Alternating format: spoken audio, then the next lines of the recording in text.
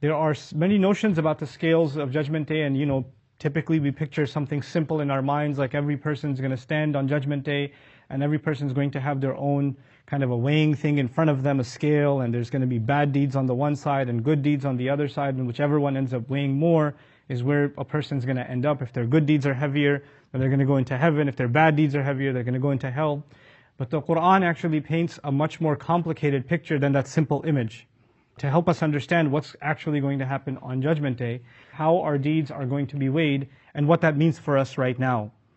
He says, وَالْوَزْنُ يَوْمَئِذٍ الْحَقِّ. The scale on that day and the measurement on that day is actually truthful, is accurate. The first thing that means is it's real. Don't think that Judgment Day is not going to happen. Al-Haqq could mean al-Haqiqa, in its reality. So don't doubt it.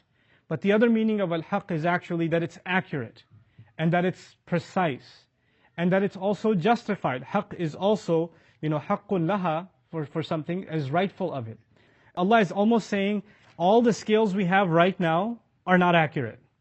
And all the judgments we have right now have some degree of inaccuracy. Even our Messenger, sallallahu alaihi wasallam, people came to him with a dispute, and one person came and made their case and said, here are my reasons why I think I'm right.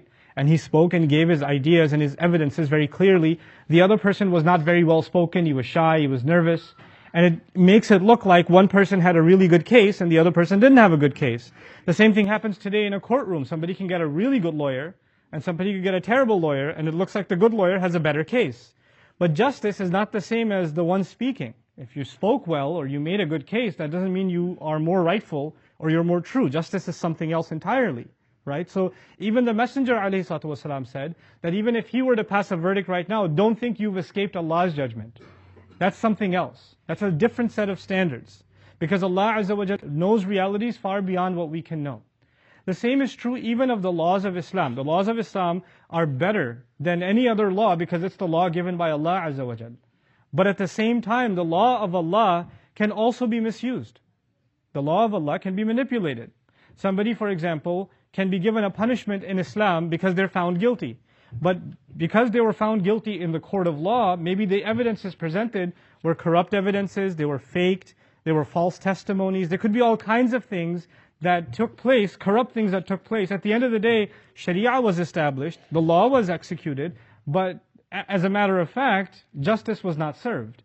So just because the law is served, justice isn't necessarily served. And in courtrooms all over the world, or when we think of the image of justice, all over the world you find the image of a scale, a balanced scale, and some blind lady holding it, right? Because the idea is the justice isn't biased, and we have to weigh things out equally. But when Allah says on that day scales are going to be actually justified, what Allah is telling us is, no matter how much we try to make judgments in this world, the judgments of this world are limited. They are imperfect and they're not complete. It is only on that day that judgment is going to be in its absolute sense.